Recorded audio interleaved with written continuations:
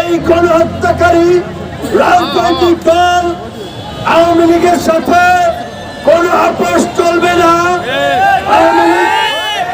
আওয়ামী লীগ নিষিদ্ধের দাবিতে গণ অধিকার পরিষদের ধারাবাহিক কর্মসূচি চলছে, নিষিদ্ধ না হওয়া পর্যন্ত চলবে। তারই অংশ হিসেবে আগামী 19 ফেব্রুয়ারি জেলায় জেলায় বিক্ষোভ কর্মসূচি সফল করার জন্য গণ অধিকার পরিষদের নেতা কর্মী সহ গণ অভ্যুত্থানের সকল অংশীজনদেরকে আহ্বান জানিয়ে আমাদের এই প্রোগ্রাম আজকে এখানে সমাপ্ত করছি। আল্লাহ হাফেজ।